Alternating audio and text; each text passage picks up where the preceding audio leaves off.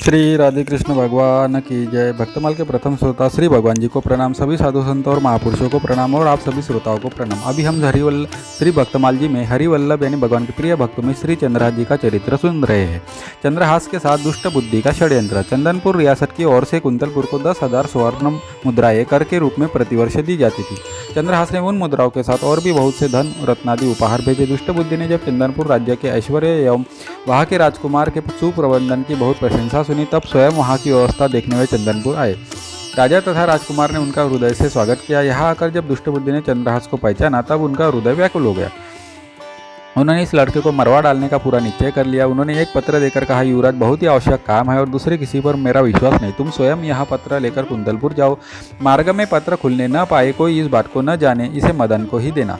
चंद्रहास घोड़े पर चढ़कर अकेले ही पत्र लेकर कुंतलपुर को चल पड़े। दिन के तीसरे पहर वे कुंतलपुर के पास वहाँ के राजा के बगीचे में पहुंचे। बहुत प्यासे और थके थे, अतः घोड़े को पानी पिलाकर एक और बांध दिया और स्वयं सरोवर में जल पीकर एक वृक्ष की शीतल छाया में लेट गए। लेटते ही उन्हें निद्रा आ गई। उसी समय उस बगीचे में राजकुमारी चंपक मालिनी अपनी सखियों के साथ तथा मंत्री कन्या विषया के साथ घूमने आई थी। संयोगवश अकेली विषया उधर चली आई जहाँ चंद्रहास सोए थे।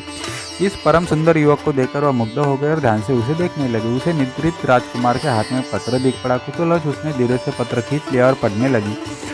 पत्र उसके पिता का था। उसमें मंत्री ने अपने पुत्र को लिखा था, इस राजकुमार को पहुँचते ही विष दे देना। इसके कुल, शूरता, विद्या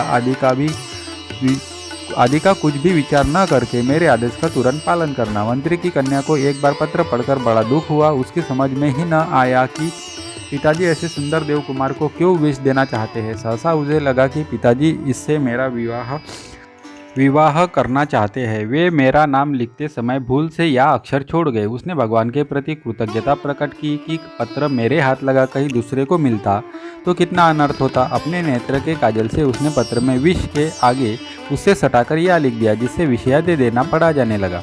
पत्र को बंद करके निद्रित राजकुमार के हाथ में ज्यों का त्यों रखकर वह शीघ्रता से चली गई।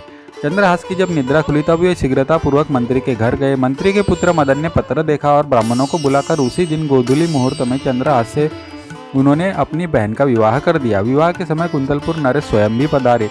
चंद्रहास को देखकर उन्हें लगा कि मेरी कन्या के लिए भी यही योग्य वर है। उन्होंने चंदनपुर के इस युवराज की विद्या, बुद्धि, शूरता आदि की प्रशंसा बहुत सुन रखी थी। अब राजपुत्री का विवाह भी चंद्रहास से करने का उन्होंने निश्चय कर लिया। दुष्ट बुद्धि 3 दिन बाद लौटे। वहाँ की स्थिति देखकर वे क्रोध से मारे पागल हो गए। उन्होंने सोचा कि भले मेरी कन्या विधवा हो जाए, पर इस शत्रु का वध मैं अवश्य करके रहूंगा। द्वेष से